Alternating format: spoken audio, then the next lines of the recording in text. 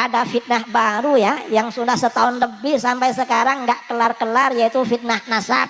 Itu orang nggak jelas, jangan diikuti. Kita ini tetap ya ikut para kiai, para ulama dulu yang memang mencintai para habaib. Assalamualaikum warahmatullahi wabarakatuh. Teman-teman, kita bertemu kembali di channel Cahaya Hidayah.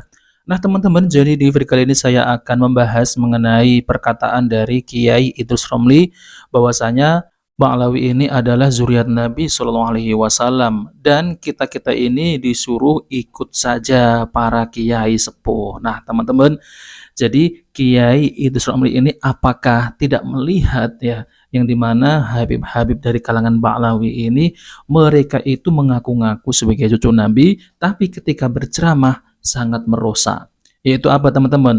Mereka ketika berceramah selalu meninggikan leluhurnya dan berbicara tentang karomah-karomah, bahwasanya leluhurnya ini memiliki banyak karomah, yaitu seperti bisa menurunkan hujan susu, bisa menurunkan rantai emas dari langit, dan bahkan yang lebih parah lagi ya teman-teman, yaitu bisa memadamkan api neraka dengan menggunakan jari kelingking.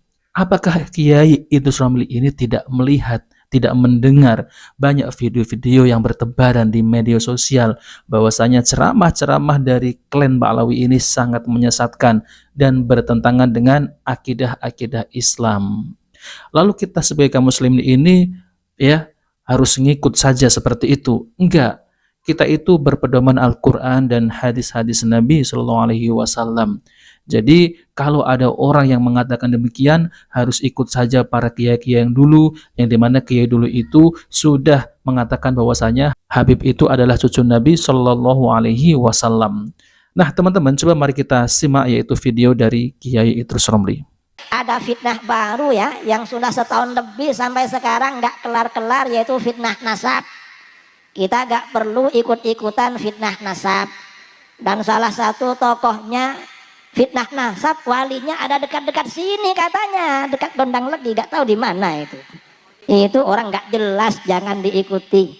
Kita ini tetap ya ikut para kiai, para ulama dulu yang memang mencintai para habaib, juga mencintai wali songo, mencintai kiai-kiai. Ini sebenarnya memang program dari orang-orang di luar Islam, gimana habaib dihancurkan, di mana kiai dihancurkan ya, kemudian NU dihancurkan, ormas-ormas Islam dihancurkan, akhirnya Islam yang hancur saudara. Ini hanya bagian dari program saja, karenanya kita hati-hati dengan itu. Gak perlu ikut-ikutan, apalagi mempromosikan fitnah-fitnah akhir zaman yang terjadi seperti sekarang ini, karena itu sangat berbahaya bagi kita. Saran saya, saudara-saudara tetap istiqomah ikut majelis sholawat wa taklim wa sholna. Ajak saudara-saudaranya, kawan-kawannya yang belum ikut, ajak ikut tiap malam apa Gus? Nah teman-teman yang dimuliakan oleh Allah Subhanahu Wa Taala, jadi itulah ya perkataan dari Kiai Idrus Romli yang membela Habib-Habib Ba'alawi adalah keturunan Rasulullah Shallallahu Alaihi Wasallam. Padahal ya teman-teman ya, para Habib-Habib Ba'alawi ini ketika mereka itu dimintai bukti, mereka itu tidak bisa membuktikan bahwasanya mereka itu adalah keturunan baginda Nabi Shallallahu Alaihi Wasallam. Mereka itu hanya mentok kepada Ubaidillah. Ini selalu saya ulang-ulang ya teman-teman. Nah berkaitan dengan perkataan dari Kiai Idrus Romli ini, kita ini harus ngikut kiai-kiai, ulama-ulama terdahulu, yang dimana para ulama dahulu katanya itu mengisbat nasab Ba'alawi.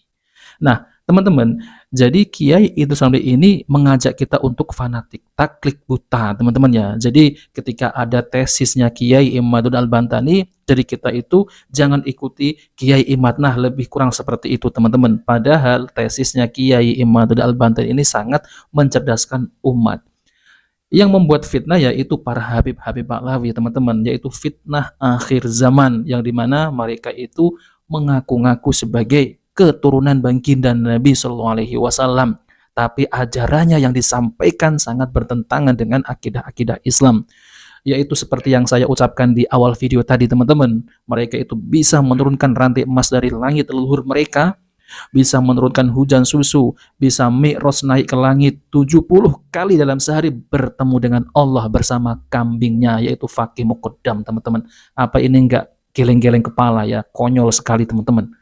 Jadi yang saya ingin sampaikan di video ini ya, jangan mudah tertipu dibohongi oleh Habib Ba'lawi ini dan juga Kiai Idrus Romli. Jadi kita itu diajak untuk taklid fanatik terhadap Habib Ba'lawi ini yang katanya sudah sebagai cucu Nabi SAW. Bahkan kemarin teman-teman, Idrus Romli ini pernah mengatakan bahwasanya nasab Ba'lawi ini sudah diakui ya sedunia paling sohih, katanya nasabnya paling sohih. Sohih apa teman-teman ya? Dalam DNA saja itu sudah nggak nyambung sama sekali. DNA-nya itu ya plat G, yaitu bukan keturunan Arab. Keturunan Arab bukan, apalagi keturunan baginda Nabi Shallallahu Alaihi Wasallam. Jadi nggak nyambung teman-teman. Kalau keturunan Arab masih mending gitu ya. Ini bukan keturunan Arab, tapi mengaku-ngaku sebagai cucu Nabi. La haula wala quwata illa billah. Seperti yang saya sampaikan teman-teman. Ya, fitnah akhir zaman ini adalah fitnah yang dimana mereka itu mengaku sebagai cucu Nabi. Tapi ajarannya sangat menyimpang sekali teman-teman. Mengajak umat kepada kesyirikan, mengajak umat untuk menjauhi sunnah-sunnah Nabi Shallallahu Alaihi Wasallam, melainkan malah mengajak umat untuk yaitu mengikuti leluhur-leluhur mereka itu yang menyesatkan teman-teman. Bisa menurunkan rantai emas dari langit. Ini dari mana coba?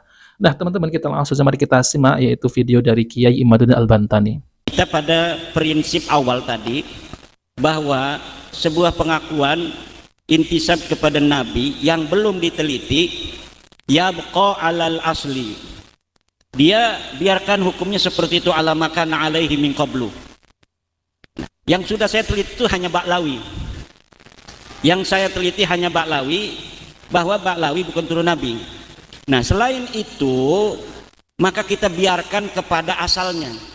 Misalnya ada orang dari Al-Hasani, ya kan, sebagai keturunan Nabi, tetapi selama ini dia tidak memberikan pengakuan di hadapan publik sebagai Al-Hasani. Ya biarin aja seperti itu. Dia mengaku sebagai turunan Nabi di husnul dhonni karena kita belum meneliti. Sikap kita, ya kita berikan namanya itu penghormatan lebih sedikit saja. Kenapa? Karena sebenarnya tidak ada dalil yang sharih yang mewajibkan kita menghormati dan memuliakan keturunan Nabi. Tidak ada. Tidak ada dalil yang sharih. Kenapa di kalangan NU kok ada? Di kitab-kitab kalangan NU, tasawuf-tasawuf, itu adalah mimbabil adab. Mimbabil adab. Adab itu tidak masuk syara. Jadi bukan babnya bab apa namanya wajib, haram, sunnah, apa mubah, itu bukan. Tapi hanya adab saja. Adabnya begitu. Nah, kalau dalilnya dari Al-Quran kan banyak tuh orang. La as'alukum alaihi ajra illal mawaddata fil qurba. Ini tafsirun muhtamilun. Fil qurba ini lihat di dalam Ibnu Katsir, Al-Qurtubi, Tobari. Maknanya banyak ayat ini.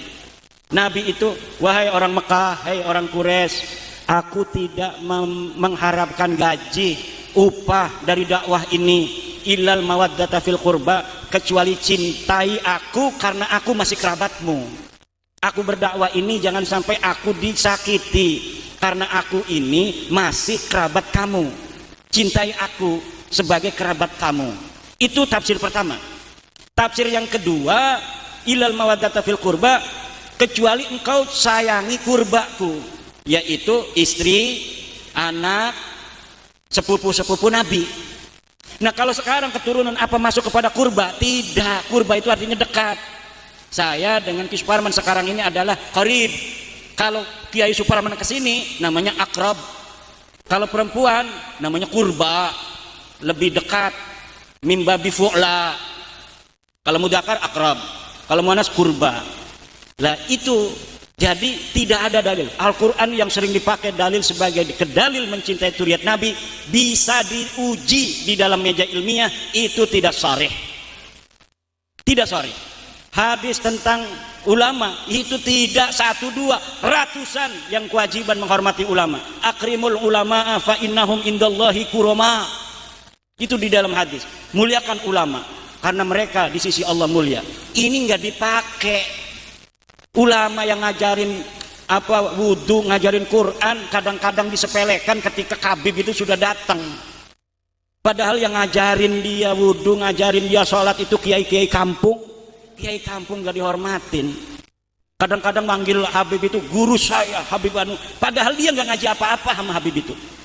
Yang dia pinter seperti itu karena dia mondok di pesantren, gurunya gak disebut. Kenapa? Gurunya gak terkenal. Dia malu nyebut nama gurunya, naudzubillah.